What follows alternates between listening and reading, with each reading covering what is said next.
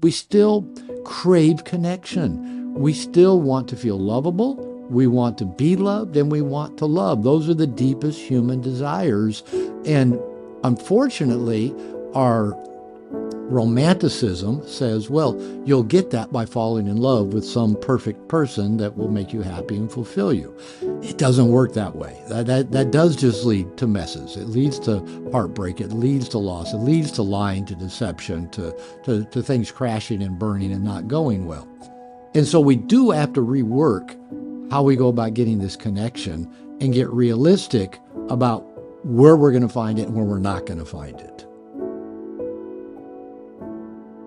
Robert, thank you. Thank you. Welcome to the show. And I have followed your work for a number of years, and you're very well known in how do you define the space that you're in? Because I think you're an anomaly in a space full of what I would deem often quite cynical content. That's a good place to start. That's a question I've never been quite asked. How do I define the space I'm in? But I actually like that question a lot. It's a little bit different than the question of when people ask me what I do. And, I say I sell shit on the internet. So maybe that's the space I'm in. I sell shit on the internet. Don't we all? But don't we all? Exactly. That's what we all do nowadays. But, my training is in marriage and family therapy. So I was a therapist for about 25 plus years in private practice. I've written 4 books, so I'm an author. Probably my most well-known book is No More Mr. Nice Guy. So that gets sold on the internet. I have online courses. I do workshops and seminars. I have an online community for men. And so really the space I'm in is really serving men. For probably the last 20 plus years, really since No More Mr. Nice Guy came out, the great majority of my work has been with men around wherever their pain points are. Relationship, sexuality, dating, work and career, finances, often wherever they're stuck, underperforming, and looking for answers. And as you know, nowadays, internet and social media and podcasts, there's a lot of information out there and a lot of it's good. And a lot of it's maybe not so good, but when you're going looking for answers, like you're getting divorced, or you don't know how to talk to women, or you've never had sex in your life, where are you going to go? How do you know what's good information and what's not? So that is challenging. So I think probably everybody thinks they put out good information. I think I do as well. I keep growing. I'm in a path of working on myself and growing, evolving. I have been for 30 plus years, and I assume I'll be doing that till I die. Kind of like, going to the gym. I assume I'll keep going to the gym until I die. It's just one of those things you just keep at it. You keep up with it. So again, my primary thrust is working with men, often around relationship dynamics, whether it be relationship struggles, breakup, divorce, getting into relationship, dating, sexuality. And my main kind of underlying theme is that we men do our best when connected with other men. Trying to go it alone, trying to figure out our shit by ourselves, going through a divorce by ourselves, even, trying to figure out how to date women and doing that alone. We're not at our best. So I'm a big fan of any way we can get men connected into good groups with other men. So there's a little bit of a snapshot. Yeah. Look, I look out and I see a crisis with a lot of men because of, I think, in the role that you're playing in terms of offering guidance and eldership particularly for younger men. And we've seen in modernity this new ways of redefining what men's roles are in a very short period of time, comparative to the hundreds of thousands, if not millions of years of evolution, which actually underpin drivers for connection, for relationship, for our gender roles. And there's this sort of wishful thinking that we can just throw all that out because we've had 3 or 5 decades of modern thinking toward all of these topics. And I understand to kick back on, I understand obviously there's been huge trouble previously with really overly defined male and female roles in a culture, and I get the pendulum swing. But how do you see it yourself, the main troubles which are facing men and what sees them quite, as I would observe, lost in a way? Yeah, well, Yeah, let's talk about pendulum swing because that's what I really see has happened, and and probably for good reason. You know, Yeah. you mentioned kind of our history, and so kind of just a nutshell, our human history. For about 1.5 million years, our ancestors were hunter and gatherers. We lived in tribes, Mm. and the tribes lived and died together, basically. And so, what was good for the tribe was good for the people. And everything seemed to be communal and shared, including sexual access. I think our modern view of pair bonding and marriage and even alpha male mentality that, the women all wanted the alpha. Well, the women didn't need the alpha. They had the whole tribe. The whole tribe was there to take care of them. And so about 10,000 years ago, I've got my own theories about this I haven't really explored fully yet.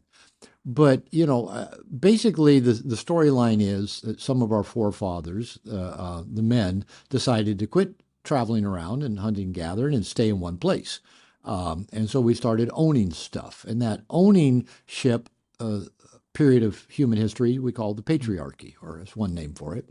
Mm. We're going to own a piece of land. We're going to own a goat. We're going to own a tree. We're going to own our wife. We're going to own her vagina. We're going to own the children that come out of her. So there's Mm. that ownership mentality. Now, that led to a lot of terrible things: colonialism, slavery, domestic abuse, all kinds of terrible things.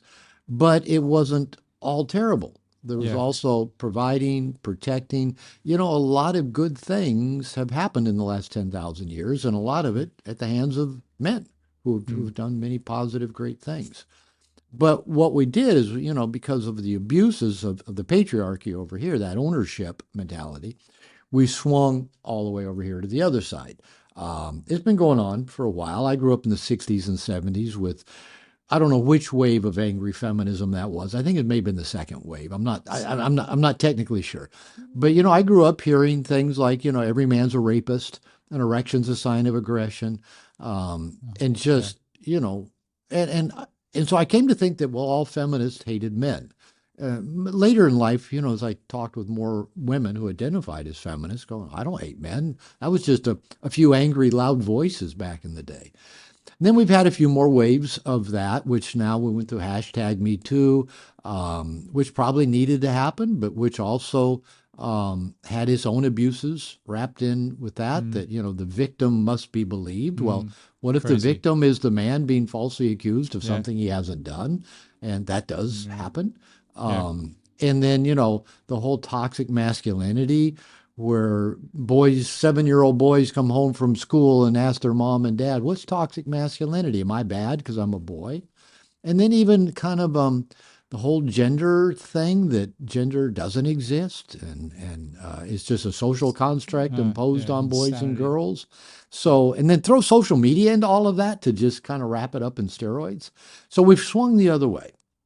Now, we might think that the adjustment is we need to kind of come back to some happy medium, but I'm not a big fan of happy mediums, especially when that medium is a tipping point, trying to find a tipping point between two toxic extremes. There was Yeah. toxic extreme here, toxic extreme there. What's the tipping point between that? There is none, right? Yeah. So I do think what has to happen, instead of swinging back and finding, all right, we need balance. Again, I'm not a big fan of balance or even moderation, and that's a whole nother subject. I am a big fan of leveling up through consciousness. Okay, we Yeah. figured out the things that don't work here. Yeah. Oh, I think we're figuring out what doesn't work here. And now with technology, through podcasts, through social media, through, digital books, audio books, we now can communicate different messages that are actually more affirming and more powerful, more consciousness, more open heartedness, more differentiated self, more healthy community, more. We're doing some things differently. So I'm really optimistic Mm. that, because like when I began my own personal recovery, before I even knew I was recovering from what I call nice guy syndrome, I just know that my second wife said she was going to leave me if I didn't go get help. So I went and got help and landed in a 12-step group, and then with a therapist, and then a men's group. And to this day, I still, as I said, keep working on me. and still have programs that I'm a part of that support me. I just had a call earlier today with my men's group. We meet every other week, and we've been doing that for 7 years, and we're in it for life. So Mm. I'm a big believer in that work. Now, when I started this like 30 years ago, there was not much out there. It's kind of pretty much pre-internet, pre-Amazon, pre-podcast, pre-iPods that actually led to podcasts. Pre-smartphone, internet connection, pre-satellite, all that. And now with all of the technology, nowadays you can go find people like Mm. coaches, podcasts, programs for men, programs for women, consciousness. And, some of it's just noise, but some of it is really, really valuable stuff that I think is making a big impact on people all over the world, and therefore making a impact on humanity and the planet. So I'm an optimist. I don't think we're just going to keep swinging pendulums from one crazy Mm. side to the other. I think we're actually figuring some things out. And to me, that's Mm. good news. In fact, I Mm. think the fact that you and I are having this conversation is part of that good news, where Mm. we're trying to be, authentic, conscious, aware people. Maybe we use a lot of jargon, but, we're still just trying to figure some things out that didn't work well here and didn't work well over here either. I completely in terms of up leveling your game and not game, but up leveling yourself. The only way, and your relationships, the only way is through your awareness and your consciousness to be aware of things that have been holding you back, obviously in the past, and creating a new form of yourself in that bandwidth that attracts new situations into your life, which are different, learnt from the old, but are completely new. And I find a lot of people in the space, and we can go into this because I briefly touched upon it before we started recording, but a lot of it is still polarity. So it's still very much the us and them. Okay, I've been hurt, or I've learned this about women, or I've learned this about men. Yeah. So I'm going to learn what they respond to. And it's it's still a push-pull dynamic. And that's never going to give you what you're actually truly seeking, which is deep connection, love, open-heartedness, vulnerability, all these things that most men in that space are not going to admit because they've been wounded. And I think as men, we can all understand, because we are by nature the romantics. Well, I feel that way with a lot of men. It's women, just by virtue of having to give birth, are a bit more mercenary because they've got to make the children survive. So they need to cut a bit of that romanticism off, whereas men can just be. Who writes all the romantic poetry for the most part? It's all men. Yeah, it does tend to be that way. Yeah. And we are, and I'm speaking from experience that once you go through a significant heartbreak, that sort of burns away like mist on the morning grass to a degree. Well, so there's a lot of pieces here. Even Yeah, just sorry. that little right. I throw There's you. a, but let's pull apart some of the pieces, at least at least from my perspective of how I see things. Yeah, we crave connection. That probably is one of the deepest human needs. Without connection, we die. You put people in Yeah. solitary confinement, they go crazy, they go insane, they die. We don't thrive, we don't function. As we look at what's now being called an epidemic of male isolation Mm. nowadays, um, I mean, there's study after study after study of just people that are isolated, and so referencing like the male isolation thing, um, get into bad habits, deeper into addiction, depression, suicide, early death. An early death that's not very pretty. So we are wired to need connection. Again, when I said for 1.5 million years, we were tribal, we were communal, we knew everybody. We didn't have to learn any new names in our lifetime. We knew our tribe, we knew the people in it, and everything was shared. And I think you've got a dog as well. Yeah, My my I can my hear dog. yours. She's been Where is outside she? barking a little bit too. Yeah. Yeah, mine's been unusually quiet, which makes me worried. So I'm glad she Okay. barked. Yeah. Nala is lying right out. I've got French doors on my office. She's lying right outside the Yeah. door, but she's unusual. Well, not a. She's more than normal wound up about the birds out back that Yeah. they So make that's it. what she's barking at. Yeah, at the birds, because this certain bird that makes a certain sound sometimes comes and steals her dog food. So, All right. she when That's she clever. hears them, she's got to go get wound up. But also, there might be a cat, which one?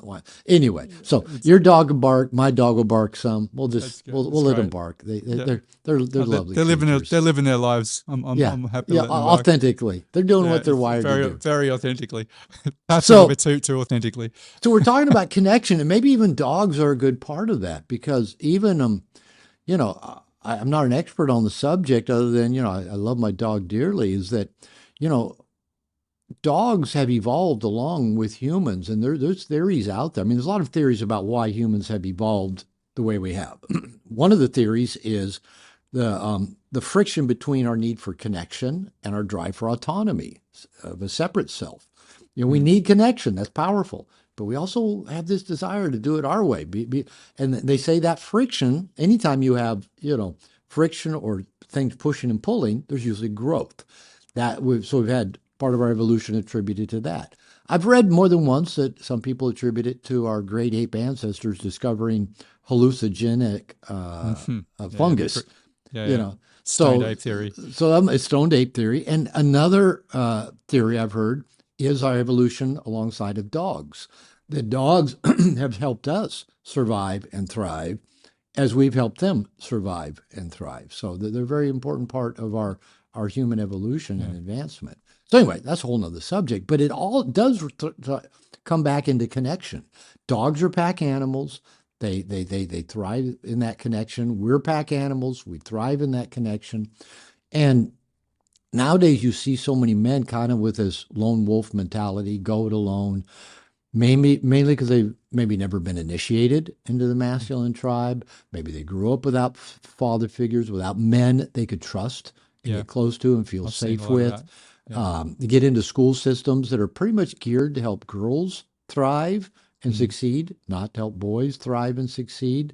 And now with, Gen Z, they grow up with a cell phone in their hand with everything being pushed to them, whether it's entertainment, Nickelodeon, Netflix, pornography, social media. You can order your food on Uber Eats and get it delivered to you. Everything's pushed to you. And what's happening is that seems to be isolating humans, but especially young men more and more. We have this illusion of a connection through social media, Yeah. but we don't tend to. Now, so what's happening is also because boys are not being initiated into the world of the masculine, and we can get into masculine and Mm. female roles and stuff like that. I'm not a big fan of, well, you're a guy therefore you should, you're a woman Yeah, therefore yeah. you should. No, there's many variations. Yeah, gender does have fluidity to it, but do tend to be fairly Tenants. consistent, distinct differences between men and women. I think we can all see that. You take a Yeah. bell curve of men, that you got it certain, but you have outliers. Bell curve of women, most fall inside the bell curve, but you also have outliers on the two fringes. That's always going to happen. Mm. But as men, I believe most of us need some sense of mastery, of connectedness with other men, of a sense of empowerment that I can get things done and I can do them well and I can prosper and thrive. And the kind of a terminology I like to use is that then makes us the target and the arrow finds us. What's happened nowadays with so many men, not just young men, but older men, is we think, well, how do I get the woman to like me? How do I get Yeah. the woman to choose me? I've got, whether if you believe you have to be an alpha male, whether it's just red pill, black pill, well, I have to have status, looks, money. I got to have this, got to have that. How do I get the women to like me? And of course, I want the hottest, youngest, sexiest women, the OnlyFans women and, the ones I see on TikTok and, Yeah. Instagram and all the Instagram models. And, Can I just caveat, Robert? I don't jump want in those anytime. girls. No, I was just they're not the girls I'm looking at. I don't want the OnlyFans girls on TikTok. There's nothing more of a turn off than me than some you open their socials and they're showing their ass. It's just like, oh my god. But here's the deal though, is that attraction Oh, I know we're bouncing around a lot, but that's okay. We are. That's Well, okay. we'll keep pulling this stuff back Yeah, together. we'll pull it together. We'll pull it together. Yeah, I've done this before. We'll yeah, pull it yeah. together. I trust you. Attraction has many levels to it, many layers to it. Of course, part of it is physical for men and women both. Mm. Part of it is physical. Women do tend to be attracted to certain physical features in general, and we men tend to be attracted to certain physical features. Certain symmetry of body, certain pleasantness of face, age even. For us men is more important than it is for women in terms of what they're attracted to. So that's pretty consistent. So what happens is not only is that attraction is kind of wired into us for the survival of the species, we take what might be a natural attraction and turn it into a fetish. I mean, we pretty much all do it. Men do it a lot, and we can do it with pornography. We can do it with TikTok, OnlyFans. We're like, I only like blondes that look like this, or I only like shaved Asians, or I only like this kind of fit. And you can go find that everywhere, Yeah. and you become addicted to your fetish, where that is all that turns you on and arouses you. And all the other varieties and flavors out there, you don't even notice and they don't interest you. And then you go, well, but I can't get that flavor I want. What's wrong with me? Oh, it's because fill in the blank. It's their fault. They're doing this thing. And women are doing that to men as well. Well, even hashtag Me Too was part of that. Men are all this. Men do this. We're all victims. No, you're not. Most of us all are kind of playing this game together, but we're doing it clumsily. Here's the thing. I spoke at a retreat, a camp actually, last summer, and it was up in the redwoods of California. It's called Camp Abundant, and they call it a camp for entrepreneurs / and a music festival. And I spoke to the group of men and women of all ages there, so a few hundred people, and I asked everybody, okay, raise your hand if any of these apply to you. And it's men and women sitting together. And I asked, how many of you have ever been hurt in a relationship? How many of you ever been ghosted? How many of you ever been lied to? How many of you ever been left without a good explanation? How many of you ever been cheated on? How many of you have ever, had a person accuse you of something you haven't done? How many, and all the hands are going up, men and women. And then I said, okay, how many of you have ever left a partner without a good explanation? How many of you have ever ghosted somebody else?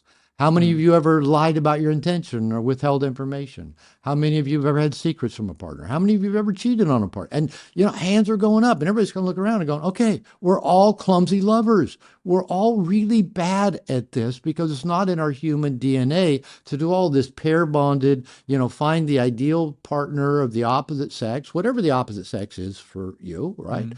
How do we find that ideal person, have this magical relationship in the love songs and the poetry and all that?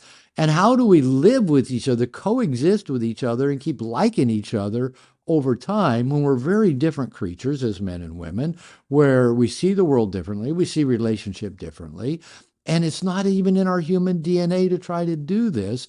And so it doesn't work well. We're clumsy at it. Men and women both are clumsy at it. So what becomes the easy answer is for the people in this camp to say it's the people in this camp's fault. So whether that's the men saying it's the women's fault or the women saying it's the man's fault, all men are like this. All women are like that. So it doesn't matter if the men are all claiming, all the women are hypergamous or, they only want the sex, or they only want the status, looks, and money, or the women are all saying, oh, the guys are also shallow. They just want to manipulate and play games to, have sex and then they dump you and leave you. They're always trading down for the next youngest whatever. We're all focusing, well, it's their fault. It's their fault. It's their fault. And when I was doing that at that camp, everybody's looking at each other. Then I had them pair up, men and women in a pair with people they didn't know. Give some you don't know, and talk about how you've been hurt and how you've hurt somebody else. Men and women talking to each other about that. And you know what? People were out there sobbing and crying and giving each other hugs because for the first time we realized, oh, You're not scum, or you're not, a gold digging bitch. You're human. You've been hurt. You've been wounded. You just wanted to Mm. be loved, and you just wanted to love, and it didn't go the way you thought it would. And now, of course, it hurt. So you got bitter. And now we can find everything on the internet to support that bitterness and Yeah. say it's their fault. It's their fault. Again, that's not serving us, because at the bottom of all that, we still crave connection. We still want to feel lovable. We want to be loved, and we want to love. Those are the deepest human desires. And unfortunately, our romanticism says, well, you'll get that by falling in love with some perfect person that will make you happy and fulfill you. It doesn't work that way. That does just lead to messes. It leads to heartbreak. It leads to loss. It leads to lying, to deception, to things crashing and burning and not going well. And so we do have to rework how we go about getting this connection and get realistic about where we're going to find it and where we're not going to find it. So, did I pull some of those things together? No, you just surmised perfectly why I love your work, because you've just gone in depth and given a nuanced and beautiful and answer with a way to move forward for people, as opposed to what you described of just blaming the other party and trying to them outgame that other party, Outgame them. Yeah. keeping your heart closed. Weaponizing, and this is kind of what I call it. Like maybe there's certain groups on the internet, say certain groups of men, take evolutionary, psychology, and then weaponize that Yeah. against women.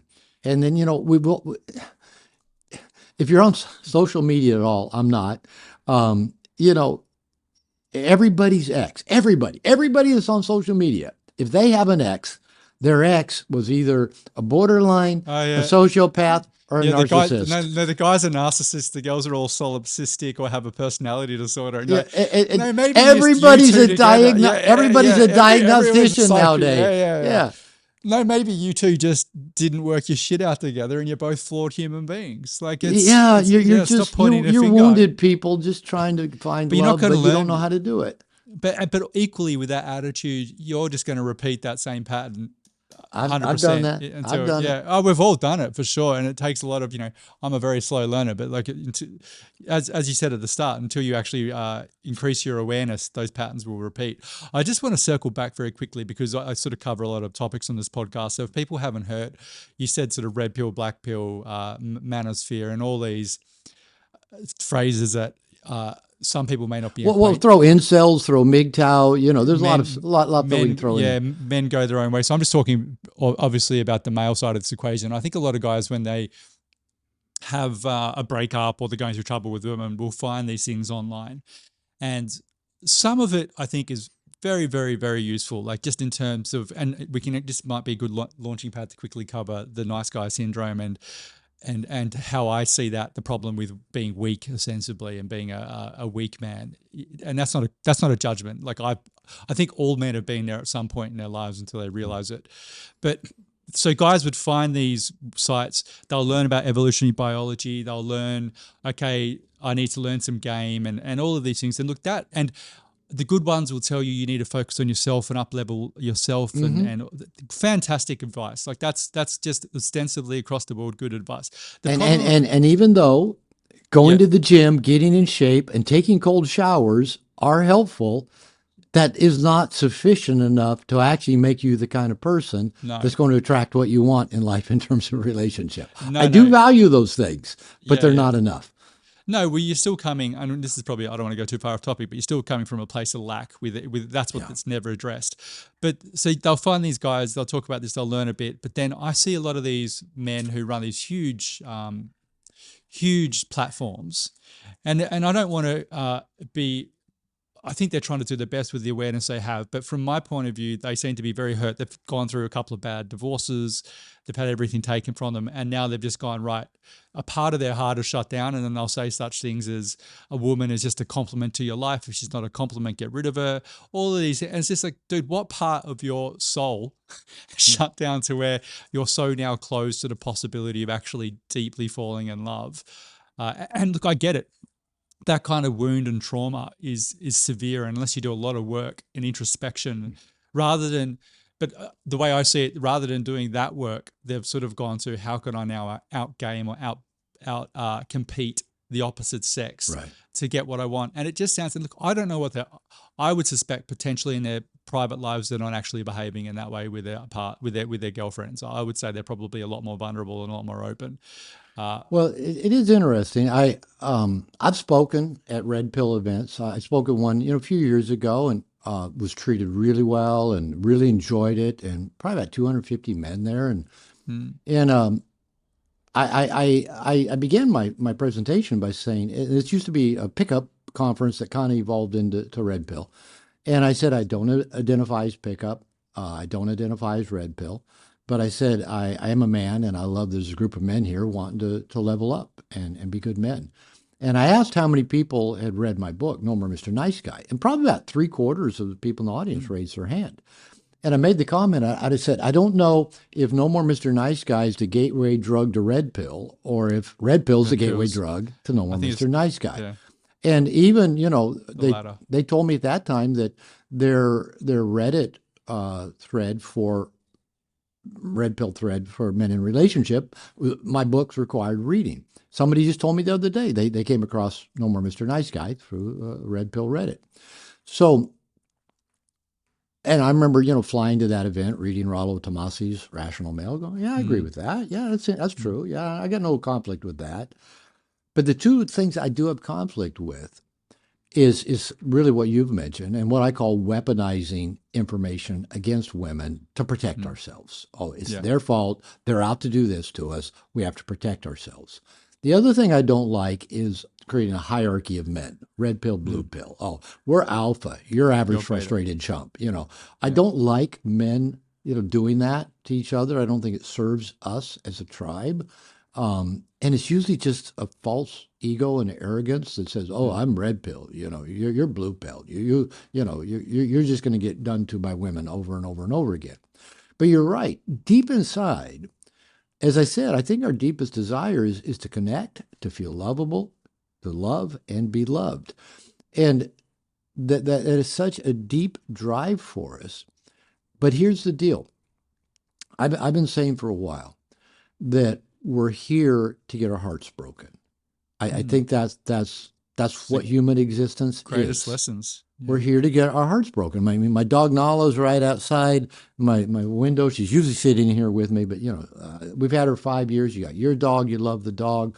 I Oh just my got God. off a Yeah. call with another guy that works with PTSD with vets and uses plant medicine with them. And he said he was late for the call because he had to take his dog to the vet. It's 14 years old, and he has two Oh, pit bulls. So yeah. and I know if Nala, my dog, dies before I do, it's going to break my heart. I'm Mm, going to be devastated. Every day I get down on the floor, tell her how much I love her. I roll around with her. I take her for a walk. I tussle with her. I give her my love. Because one day it's not going to be there. Or one day I'm going to break her heart. Dr. David Snarch wrote in a book called Passionate Marriage, in every relationship, somebody's going to get left. mm, That's actually the mm. Buddhist theory of impermanence. Yeah. Nothing lasts forever. My very good friend, my coworker at Integration Nation, my men's program, he lives in Pune, India. And he was on a 21-day silent retreat. Should still be on a 21-day silent retreat. I got a message from him Sunday. He said, my mother died. So he's on retreat. And he goes, Robert, he says, you know how surreal it is to be spending the last 2 weeks meditating on impermanence and get a Mm. message And that your have to mother face it. died? Yeah. Yeah. And then face it. It's the reality. Everything's impermanent. Everything manifests, unmanifests, comes and it goes. But here's the deal. I mean, just think about the mathematics of this logic. Anything that is good enough to break our hearts is too good to not to want to miss out on it, which means the best stuff's gonna hurt us. The good stuff hurts because it all goes away. Either we're gonna leave it, it's gonna leave us, whether it's your dog, I mean, if something happened to my wife, I'm gonna be devastated. My mother's 90, and I know she's gonna die in the near future. I'm gonna shed a few tears, right? Mm. So it doesn't matter if it's your favorite car, doesn't matter if it's your favorite TV show that gets canceled or your favorite dish in the restaurant that they quit serving. We're going to deal with heartbreak and loss. It is the nature of existence. And even a number of animals experience that they're flock, Oh they're yeah, emotional animals. yeah, yeah. Dogs grieve, if a companion dies, Mm. and there's a few animals that Do do you, that. on that, do you know one of the guy who rescued all these elephants in Africa? He saved he protected all these elephants from poaching, and he bought a lot of land and put them into this huge sanctuary.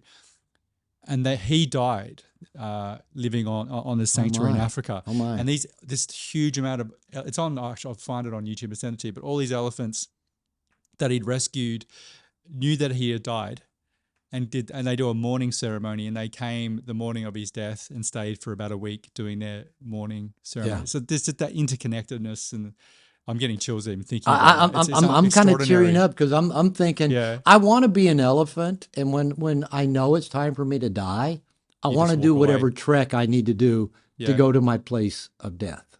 Well, So that's what anyway, they used to do in indigenous cultures here, because it was hunter and gatherer. You couldn't come along once you became a burden to the tribe in terms of speed and so on. Hmm.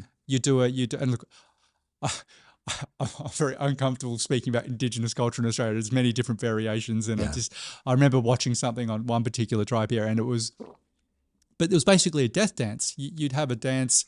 They'd celebrate your life, and then you'd happily walk out into the desert, find your spot, and pass. I mean, what yeah, more beautiful way than the majority of people here who die? They actually faint at the moment of death because they're that afraid of death, because they've yeah, done no work on preparing for it. So yeah, yeah. And this all gets back down to who are we at yeah, our core? We crave that connection. We realize death is a reality, and in more primitive cultures, it's real. It's accepted. We don't hide from it. And now we're hiding from death. We're we're we're hiding from hiding from being hurt. love. We're Yeah, hiding we're from hiding being from being hurt. hurt. Yeah. And so the thing is, I somehow I stumbled across a YouTube video. It was just a few weeks ago, and I don't know quite how I bumped into it, but I think it had like 6 views. I mean, it hadn't been very viewed, and it was a young It's woman. probably one of mine. Probably. One of your podcasts.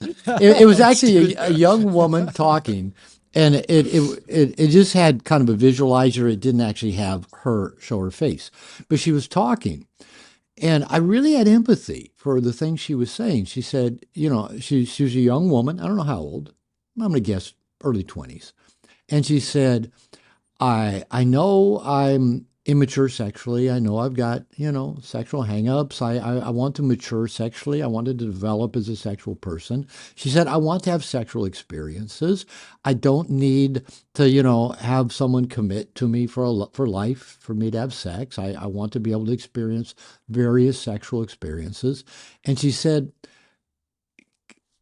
I can't, she says, I can't seem to meet a man that will just show up in that same kind of way. They said they want to play games, they want to do tricks, they want to manipulate. And I'm telling them, I just want to have sex.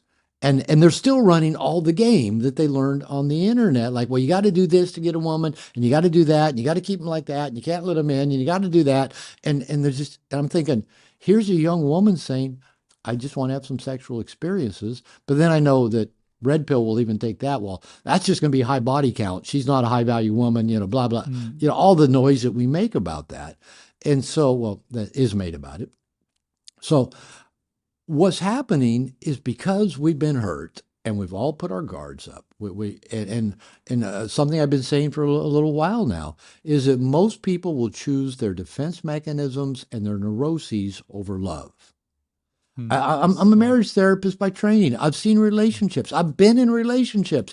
I was trying to love my partner from the depth of my being, and they're going like this. No, not going to let you. No, my heels are dug in. No, whatever their way. And I've been with enough different partners that had their own unique ways, their own neuroses, their own defense mechanisms. We've all got them. Mm. Unfortunately, we're not particularly aware of them. Mm. Carl Jung said, until we make the unconscious conscious, it'll rule our life, and we'll call it fate. So here we are going, why can't I get love? Everybody's playing games. Everybody's hurting me. Everybody's doing that. Everybody else but me, of course. Everybody's doing it. The truth is, we're all just protecting ourselves from getting hurt because we've all been hurt and we're all going to get hurt again. And so we're going, no, I want to get I want to extract this thing from relationship without having to open up and risk getting hurt. And the thing is to have the goodies, to get the good stuff, we got to open up and know at some point it probably is going to go away. And it's going to go away when we least expect it, not because somebody's playing a game or trying to hurt us.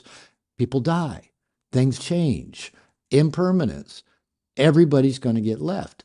So when I read that about everybody's in every relationship, somebody's going to get left, that was one of the most liberating things I'd ever heard or ever read. Now, some people go, well, that's terrible. I'm going to, everybody's going to get left.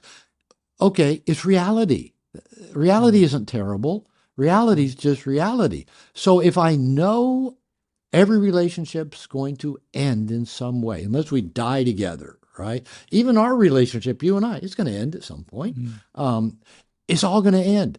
If I know that, I don't have to hold on too tightly. I don't have to protect myself from getting hurt, getting left, I can open and know I'm going to get hurt. It's par for the course, and that's okay, and I'll survive it. And that's where the deepest human growth comes from, is when we get our hearts broken and we get hurt. But it's also where the deepest relations come from when you realize that. Yeah, because that too. you can fully open. Yeah, but this is the That irony. too. Is like, the relationship, that's just a side effect. It's the human growth, the depth of human growth. Yeah. That's the core piece. I used to tell my clients that came to me, for couples therapy, I'd tell the men, I said, whatever your male mind thinks a woman's going to do for you, it's wrong. And I tell the women, whatever your female brain thinks a guy's going to do for you, it's wrong. I said, you're going to hurt each other. And this is the most powerful personal growth machine you'll ever encounter if you'll open to that power. That means you got to risk. Yeah. There's two things. Like, one, I think that hurt and that pain is actually, it's the greatest wrapped up gift that you could ever have, as you said, for your personal growth. Yeah, like we're all just saying, we're having tears of gratitude, right? Whenever we get our hearts broken, thank you, what a gift. Yeah, my God. And you just, it's only later. It's only later we go, thank you. It's not the week after, but it's yeah, give it 2 weeks. 2 weeks give it 2 before weeks we go, thank you for that gift. Yeah. But then it's also as I see it, that the whole protective mechanism of trying to prevent yourself from getting hurt, ironically, is the thing that's going to get you most hurt, because you're never going to have a depth of, you'll never have that depth of connection. Yeah, the things we're doing, our neuroses and our defense mechanisms, they're not bad things. We all got them. But the thing they're trying to protect us from are going to actually lead to more hurt. The letting them down, we are going to get left. Whatever that looks like, through death, through abandonment, through somebody changing their mind, through, whatever. We are going to get left. It's impermanence. And the greatest joys come from the opening, right? People that are closed are not happy. When we're protecting ourselves, we're not happy. When we're making up theories to explain why they're hurting us and they're always going to hurt us, we're not happy. We're not happy like that. Now, I've shed some powerful tears for loss in my life. Like I said, I'm anticipating more losses. I'm 69 years old. I almost died about 7 years ago. I watched the people around me shed a lot of tears watching me die. Luckily, we found a doctor that figured out what was wrong with me and got it fixed. One thing I did figure out, it's really easy to die. We talk about being afraid of it. I surrendered into death when I had something that was killing me. I was in pain for months. Nobody could figure out what was wrong, but I knew I was dying. And, I got to the place where, okay, if this doesn't kill me, something else is. Watching somebody you love die, that's hard. That's painful. Yeah. That's gut-wrenching. Yeah. And that's why we're here. We're here to have that depth of experience. There's nothing more profound than that. And we're trying our best to not go into the most profound human experiences that are available to us. Either you're going to have your heart broken or you're going to break your heart. So what would you rather have it be? I'd rather have several broken hearts. Yeah, well, I want to do this on a serial basis. Keep bringing the good stuff, and the good stuff is out there. The real question is, am I going to let the good stuff come? yeah, Am I going to let well, it flow to me? It's there, but am I going to let it in? yeah. It's the extent to which you're opening yourself to love. Like, and just to the amount, Exactly. it's an amount of. I also find the more you've experienced that kind of heart wrenching pain, and you begin to, for me, I begin to understand quite quickly that this is helping me grow and become a more fuller version of myself. So even in the depths of that despair, there's a little voice that understands that this is essential and necessary as being a human being. I, I I don't know if everybody hears that voice or not. I think it's there. I agree with you. Mm. Um, It doesn't stop it. I'm not saying it's not like a bypass to, oh to no, avoid no, it. it's No, no. not. It's When just, when I had that tumor blocking my small intestine, I was in constant pain, and I couldn't eat, couldn't shit. When the doctor took the tumor out, he told my wife, he said, it was golf ball size. He said it was blocking his small intestine. He said, I don't know how he was eating or shitting. My wife goes, he wasn't. I wasn't. I lost over 12 kilos, 30 pounds. I was in pain, constant, like carrying a bowling ball in my stomach, but constant sharp mm, pain for 3 months. It kept me awake. It kept me in pain.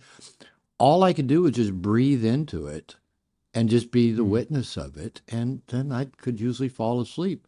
And really, once I accepted, I might not ever know what was happening to me, and it probably was going to kill me. The struggle quit, and people would say, Robert, how you doing? I go, well, I don't know if I'm actually getting better or just getting better at feeling bad. I wasn't getting better. I still had the tumor. So I'd just gotten better at feeling bad. mm, And it wasn't I tuned it out. I went all the way into it. I mm, wasn't trying to push it away anymore. I was mm, just opening and breathing into what hurt and what mm, was killing me. And everything in life, if we can when I did plant medicine a few years ago, they had a mantra that they kept saying is that whatever scares you, whatever you encounter, is that basically the way I teach it now is just breathe, ground, open, and go towards what's scaring you. Get curious, go towards it. And so that can apply to anything in life, mm. why am I afraid of getting hurt? Why did this person leave me? Why am I feeling so bad? Why do I wake up feeling sad when nothing's happened? Why Yeah. why am I so human? So if we Huh. get curious about that, it's quite an interesting journey. It's with the pain. I just want to touch on this, and then I'd love to talk about authenticity. But pain is that I used to run. People listening to this podcast are probably rolling their eyes, but because I mentioned it a few times. But I used to run. I did a lot of running, and mid toward hour 4, you'd have some sort of you'd find a small bone in your foot that you didn't even know existed that was giving Exactly. you the most amount of pain in your entire life. The more in your mind that you tried to run, you get away from that pain, pretend it wasn't happening, so on and so forth. Like it became worse. Like it became much worse. And the moment you surrendered to it, and actually, I would find the moment I put my consciousness into where the pain was and tried to penetrate it with my awareness, it would just dissipate. Like, or it would become bearable. Just going into that pain rather. Yeah, it's just the going into it rather than the running away from it. It's very, very interesting. And that's the way it was when I had the pain, Yeah, with in my stomach. And let's apply that to emotional pain. I'll give you another yeah, example. When I got divorced from my second wife in my late 40s, I'd never lived alone as an adult. Not really. And so I'd always been in a relationship. And it was a painful time of life. My son and stepson were seniors in high school. I liked being married. I loved my wife. It just we didn't work out. And I was living alone, and I had a lot of loneliness. I'd left my home, my dog, my mm, kids. I was just living alone. And I'd look out my window of my apartment and see people walking in the park holding hands. I think everybody has love but yeah. me. Been there. Yeah. And yeah, probably we've all experienced it. So Yeah. what I noticed, something really interesting. is I'd go to this coffee shop near my house. I'd take my newspaper or my laptop or my book and pass the time. And I would feel just so alone, so isolated. Yeah, I'm around people, but everybody has someone but me. Well, this coffee shop had these chocolate or mocha milkshakes. So these milkshakes had dairy, so they had fat, they had sugar, they had chocolate, they had caffeine in them. And I'd be just in the dumps of loneliness. Oh, poor me. And I'd drink one of those milkshakes. It hurt my gut because Yeah, better it just did. did. But I'd be the happiest camper around. I was happy as a clam. Like, oh, life's not too bad. And I realized in that moment why why people drink or Yeah. eat themselves to death or do drugs. It makes you feel better. It makes you feel better. It takes you out of that discomfort. So I decided, well, drinking these milkshakes probably isn't the answer. I'm going to put on a lot of weight because they sure were good. And I thought, you know what? Now instead of trying to like have a pity party about the loneliness or trying to escape it, I thought, I'm just going to be with it. I'm going to try just feeling the loneliness and accepting that loneliness maybe is a built-in evolutionary feature. It's a feature, not a flaw, right? Not something to be escaped from. But maybe it is something that's meant to drive me to go connect. Not go find a girlfriend, not go get Yeah. laid, but go connect, have depth of connection with tribe. And so maybe it's a good thing. And so I quit trying to make it go away with milkshakes or thinking I need to find a girlfriend. And often I would just sit in a chair in this coffee shop and just breathe into the loneliness. And you know what? All of a sudden, I'd notice about 3 or 4 minutes later, I was back to reading my book or back to online. I wasn't lonely anymore. As soon as I just opened to it and breathed into Yeah. it and accepted it as a positive, life affirming thing, it quit bothering me and I quit feeling lonely. So it's just like that foot, a bone in your foot when you're running. As long as you were resisting that discomfort, it got worse. And as soon as you brought your attention to it, breathed into it, relaxed into it, it's going, oh, funny. It doesn't hurt so bad anymore. What happened? Mm, mm. It is pretty amazing. It's not magic. I think it's just built into the human system. Well, they say in 12-step groups, what you resist persists. Persists. Yeah. So wherever, people listening to this, wherever you're stuck right now, whatever you're avoiding, wherever you're hurting, whatever you're wishing wasn't the way it was in your life right now, what if you relaxed into it, open to it to some degree, welcomed it, breathed into it? And these aren't just woo-woo phrases and, it really is the medicine that our ancestors have used for millions of years to deal with the pain of being human. Being human means having pain. I mentioned I'm 69. So, I've had to start dealing with this whole getting old thing. I don't feel old. No, you don't. My mind is sharp. Amazing sharp. My body. I don't have any pains in my body that I didn't have in my 30s. The runner's knee that I got in my 20s has been hurting me for the last 40 years. So it's not a sign that I'm old. It's a sign that I ran incorrectly when I was in my 20s, right? So what I've actually started doing now, instead of feeling every ache or pain in my body or every emotional state, as a sign that, that's a sign I'm getting old, or that's a sign I'm getting closer to death. Or I just go, oh, no, that's a sign that I'm alive. Oh, yeah, my Mm, knee's sore. That's a sign that I'm alive. Oh, I woke up with leg cramps last night. I did. Oh, that's a sign that I'm alive. I wasn't loving the leg cramp, but I just breathed and relaxed and I fell back to sleep. So I'm going through pain over loss of a love, a loss of a relationship. What if I just breathe into that and welcome it as a sign that I'm alive? Whatever it is, whether it's a physical pain, an emotional sensation, why don't we welcome it as saying, okay, I'm still alive and ticking. mm, And maybe do a little happy dance about that you're still alive and ticking because you're still feeling. mm. It's also don't waste that. I think Jung as well said, like in that pain, like don't. What's it trying to teach you? Like where in that Sure. pain is that lesson? And it might be too early. I'm not saying if you're in the depths of grief, it's the time to necessarily ask that question. I think just being appreciating and acknowledging that those feelings make you human. But it's such a wasted opportunity to become then cynical or negative because you've been hurt, as opposed to, because that is ironically, when that's sort of framed in the masculine frame, that often it can be in those fears. Like I'm just now going to be the alpha dog who never lets a woman hurt me again, and I'm just going to wag my tail and walk around the pack. That. But it's just like no. Like it's like it's 50-50 in a relationship. Unless you've got such bad judgment, you've been going out with a sociopath. Yeah, I've done that. Yeah, all my exes are fill in the blank. You know, I've been there. I've legitimately had a narcissist before. Like I did get it vetoed by someone else, checked off. I mean, but not. I was very young and foolish, but it's But we all need to have those experiences. No, you do, and then you learn. Yeah, I tell guys, everybody needs to have one borderline experience with one borderline. Yeah. Just don't marry her and don't get her pregnant. That's just my rule of thumb. Yeah. But often you do get her pregnant and marry her. So often. God. And vice versa for them, I'm sure, with for women. Well, but let me even put it this way.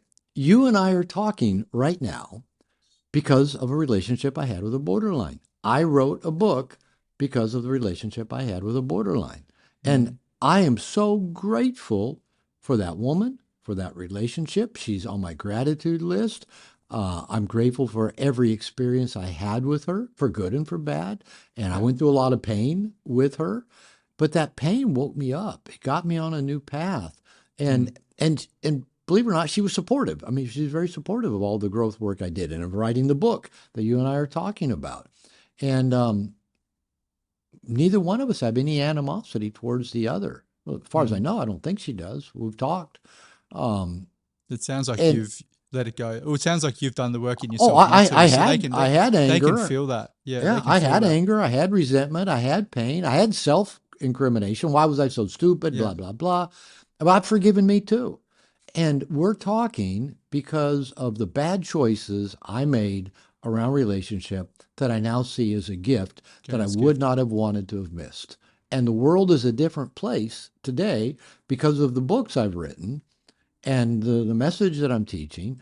I know I've made the world a better place because of the bad decisions I made in a past relationship.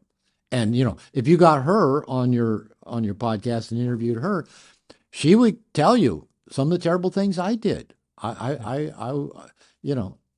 I started taking a deep look at me, I go, I wouldn't have wanted to live with me. And so it did go both ways. But can we take those experiences and turn them into a powerful personal growth machine that evolves us? And now we've got greater gifts to give to the world. And now we evolved to where we open into more fulfilling experiences and that are still going to have pain. They're still going to have loss. That are still going to have disappointment or betrayal in them. But it's just part of the course. It comes with the territory.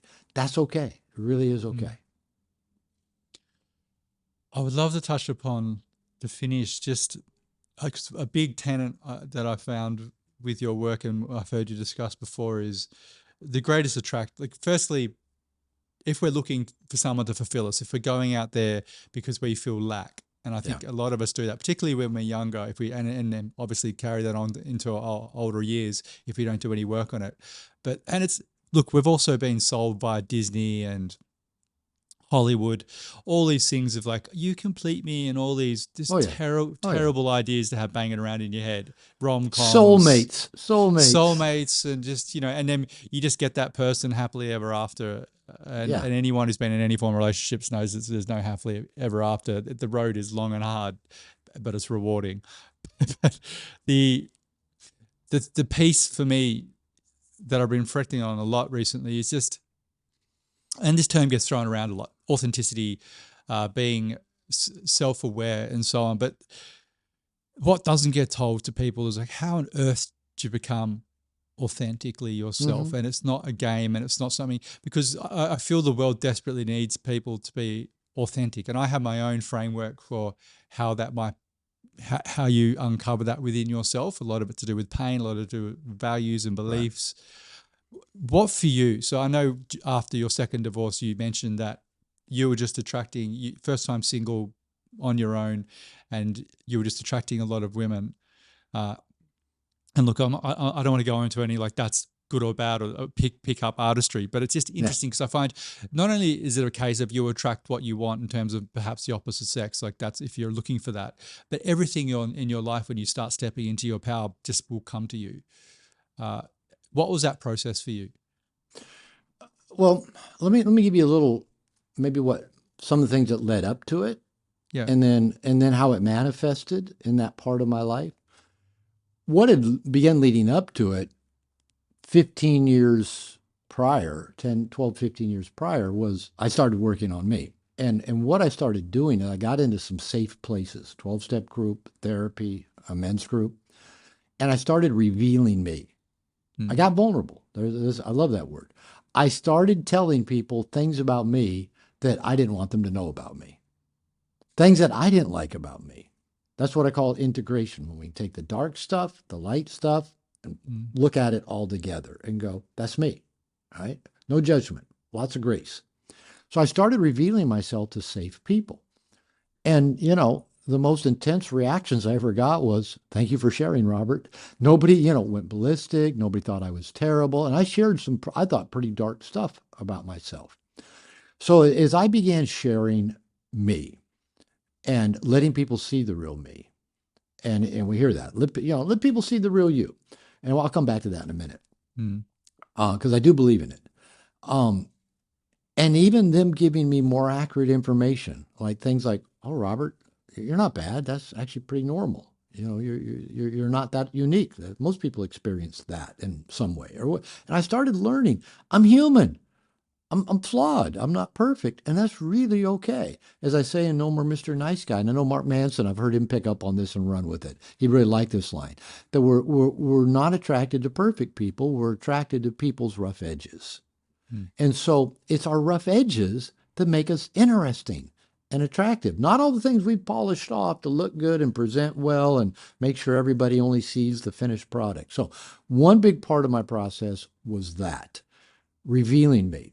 And over time, especially, that really became a lot with other men, revealing myself to other men. And I'm still involved in that process today. I met with my men's group today. We've been meeting together for 7 years every other week. We're in it for life, revealing ourselves. I said, I told him today, I said, I'm reading this book called Alan Carr's Easy Way to Enjoy Exercise. And it's about addiction. And I said, I think I'm addicted to shame. I said, I do things in my life that keep me feeling bad about myself. So Mm. I'm sharing this kind of stuff with these guys that have known me for 7 years, as well as I'm talking about the successes and achievements I'm experiencing in life right now. And I go, and I think I'm addicted to shame. I do things that keep me in that feeling bad about myself. I think I told him I want to get sober from that. So I've got support systems that I can talk to. I can tell them everything about me. There's nothing hidden about me. So that was a process that had been going on for years and still is. Another process is I really started getting honest. Now, as a quote nice guy, I thought I'm an honest guy. I don't tell lies. I don't tell fibs. I don't mislead people, but I did. I maybe didn't make up big stories that weren't true, but I did leave a lot of stuff out that was important and relevant if I Yeah. thought somebody would have a negative reaction to it. Yeah. So I got good well, here's what I did. I started listening to what I call the lie coach in my head. The lie coach would say, tell it like this, or leave that part out, or misdirect their attention, or remind them they do the same thing. The lie coach would just, cook up this thing about you were late because you were stuck in traffic. No, you're late because I left late. So what? Can I just jump in? Sorry, Jump in. no, I'll no, no, finish it, but go ahead and jump in. no. Just on the light because it's probably the Do you have thing a the lie big coach too? You got no one of those in your yeah no head? it's the biggest thing I've implemented that's changed my life is no lies, like not even small white lies because it's convenient. Because there's a great saying in I think Zen Buddhism about like the man who can steal the grain of rice has already stolen the kingdom. So if you allow yourself to if you're happy to tell a small white lie because you think it's convenient, then what other cognitive dissonance in your head are you going to create for yourself? And it's just, Yeah. it's a bad way to go. It's a It's a really slippery bad. slope. I And you're not giving promise you. people your gift either, because the gift of how else are we meant to orientate ourselves in the world other than having people tell us the truth? And it may be their truth. It may not be, there's no capital T truth, but people we trust, you want the truth off them so we can course correct and become better. And if they're lying to us, we're fucked. Yeah. We want to trust people and we want to be trustworthy. So Yeah. what I started doing with that, once I discovered I've got this lie coach in my head that I was a pretty proficient liar and so comfortable and good at it, I wasn't even aware, I just lost track that these were all lies. Oh no, these are pretty good stories. No, they're lies. So what I started doing with my then second wife, the one who said, if you don't go get help, I'm leaving you. I'd come home as soon as I heard the lie coach. I'd come home, I'd tell her, I said, I was going to tell you a lie. That's the first thing I would say. I was going to tell you a lie. Here's the lie I was going to tell you. I'd tell her I was going to cook this story up and leave that part out. And I said, here's the truth. Just the truth is usually a one sentence, offering. There's usually not more to it than that. Here's the truth. And the funny thing is, as much as she would always really react not well to my lies, because she was very empathic, borderlines tend to be. And she knew I'd lied. She said, you're lying about that. Well, she'd guess wrong what I was lying about so I could deny. No, you're wrong. You're wrong. I'm not lying about that. But I'm going, fuck, how does she know I'm lying? And so once I started this, I was going to lie to you. Here's the lie I was going to tell you. Here's the truth. She never reacted. She never even got upset about that because for the first time in her life, she got to experience an authentic, honest person, maybe first honest man she'd ever been around. All right. Fast forward a few years later when I got out in the dating world, and you've kind of referenced that time in my life. I call it my integrated man whore phase. My first two wives were my first two sexual partners. So when I got out in the world in my late 40s, you're ready to go. I did not have a very high body count. Well, and I wasn't even all that ready to go. I'd been on antidepressants to deal with trauma in my second marriage. So I actually had no sex drive and couldn't get an erection to save my life. Luckily, some of that, came back to some degree. So I'm out in the dating world, and all of a sudden, women were wanting to have sex with me. I was the target that the arrow was just coming to. I didn't chase women. I didn't manipulate women. I didn't hit on women. I talked to everybody. I became a very social person. But I did make a commitment to myself that I would walk through every open door of opportunity. Every sexual door that opened, I would say yes, just to have that experience, because I wasn't very experienced. And I think because I wasn't playing games with people, I wasn't coercing women into anything. I've not tried to get a woman to have sex since my second wife. And every woman I've been with since then has wanted more sex than me. And I've been with a few. My wife would be happy to have sex 3 times a day. And if we, before I had a prostate surgery a couple years ago, if we went more than 2 days without sex, she was sure I was cheating on her, because why else weren't we having sex? So the women I've gotten with have all wanted a lot of sex, and most have been pretty fun, pretty kinky as well. I didn't go looking for that. I didn't go chasing it. It seemed to come to me. I just said yes to it. That's all I did. I just walked through open doors. Now, why did that happen? I was in my late 40s and 50s, almost no hair. What hair I had left was gray. About that time, I was probably packing around a little bit of extra weight. And then I did get a trainer and got into much better shape. I went through a bankruptcy during that time. One time I drove a BMW. Another time I drove a Subaru station wagon. Neither one was related to the success I had with women. I got laid with either one. It didn't matter. But I really think what was the key attraction to the women I was around is that I was comfortable in my own skin. I liked me. I was open. I was transparent. I was vulnerable. I was real. I was funny. I'm smart. I'm playful. I'm affectionate. I'm just being me without trying to make anything happen. And the women are all saying, I'm over here. Notice me, giving me numbers, propositioning me. Women saying, I don't want to date. I got kids. I just need to feel cock. I had lesbians come on to me. And I'm not saying any of this in a bragging way. I'm just saying I wasn't chasing any of that. It kept coming to me. And I'm convinced it was because I was just being me. I was comfortable in my own skin. Now, when the guys say to me, Robert, I don't buy that. Just be myself. They go, my mother said, just be yourself. And I go, but being myself isn't working. It's not getting me a girlfriend. It's not getting me laid. And the question I always ask them, how many people do you really let see the real you? Do you let you see the real you? When I started going into therapy and men's group and revealing stuff about me, I revealed shit I did not like about me. I revealed stuff that I thought, this makes me a horrendous human being that I've even thought this, right? And I'd share it. And nobody melted down. Nobody got ballistic. Nobody turned me in for anything. And the more I got comfortable with me being me, flawed, warts and all, receding hairline, graying beard, a little bit of a belly, no money in the bank, and I was still okay with me, I got laid a lot. Not because I chased it. So I am a big fan of being authentic. And I'll tell you one last story about this. Over time, when I started, realizing, okay, I've been dating this woman for a couple of months, maybe it looks like we're going to keep dating for a while. I started telling them, I said, if we keep seeing each other, here's 4 things you can expect from me. I said, I will be honest. Everything I tell you will be the whole truth. You'll never find out I left anything out or didn't tell you the whole story. I'll be conscious. I'll pay attention to us, to you, to me, to everything that's going on. I said, I'll be transparent. You'll know what I think, what I feel, what I want, what I expect of you, what I'm not happy about. You won't have to guess. I'll let you know. And I said, I will set the tone and take the lead. I'll get the ball rolling. I won't leave that up to you. Every woman I told that to, those 4 things, every woman I told that to, all got a look on their face and said, wow, I've never had a man say anything like that. You need to write another book. You need to tell men what you're doing. And then they all would say, okay, what do you expect of me? And I said, I got my life pretty well handled. I got a good job. I got friends. I got a great life. I said, treat me well and make my world beautiful. And then they would kind of look, how can I treat him well? Their wheels were turning, right?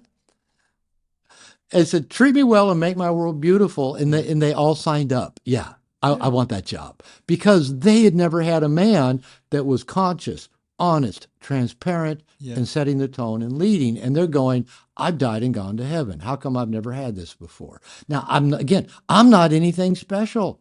It wasn't like I had the status or the looks or the money. And I still got laid by some pretty amazing women without me having to go chase them, get them drunk, manipulate them, run NLP, hypnosis, tricks, peacock, or anything else, or neg them, or dread game, or anything. Any of that bullshit. They came to me. I can imagine you made them feel incredibly safe by being that aware. is the depth of the feminine. The feminine is a security-seeking creature, and they don't feel safe walking the planet. Going back to #MeToo, that's all that was saying. I've been done too. And it's real common. Well, women were never, historically, going back to our roots, women were never alone. Like we've got this same with the men, but there's more women living alone, which increases.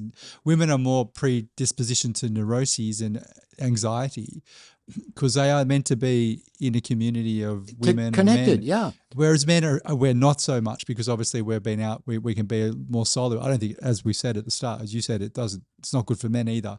But we're a bit more robust in that respect. Well, just put it in context, and again, this seems to be what anthropologists tell us about hunter-gatherer tribes. The women tend to stay close together because they're more vulnerable. Some are probably also doing some hunting and gathering, but they tend to be close, especially if they're having had a child with children, with the older and infirmed. They stay closer. They have this close tribe within a tribe. They're connected. The men are out hunting, gathering, warring. They're not close like this, but they're still part of a team. They're still connected. They're still interrelated. There is no way that an isolated person would live long enough to pass that gene on to the human race. Our genetic gene pool is created by people that bonded and connected and had sex and raised those children to the age where they could have sex and keep passing on that gene. Yeah. Robert, I want to finish with, and if you're open to it, I'd love to have you back because there's a million different topics that I think deserve a lot more in-depth And keep give me going to. one No, second. you. Yeah, I'd love to come back, but let me look at the calendar because I think I've got a call in 10 minutes. I Oh, do. I no got a call in problem. 10 minutes. I was just going to finish with just quickly because we hear that maybe we can cover it on another way, but on another time. But with the authenticity piece, and it was in there with what you said. But for people who are struggling to find even to start to discovering their authenticity, and let me just surmise it, and I'll let you finish. But you need to find male friends in whatever context where you can share the deepest, darkest secrets about yourself. So I would put that broadly, and you have to be Big honest. fan of that. You have to tell the truth and be honest with yourself about who you are. And that is the first part of accepting yourself, which gives you a tremendous amount of strength once you truly accept those dark parts and look at them and examine them. And I'll just add for myself, which has been very incredibly helpful, is just examining all my beliefs and values and seeing if my words and my actions align and my thoughts align with those, Yeah. rather than living somebody else's. Because I think a lot of people, we're just living somebody else's lives because we haven't looked at that.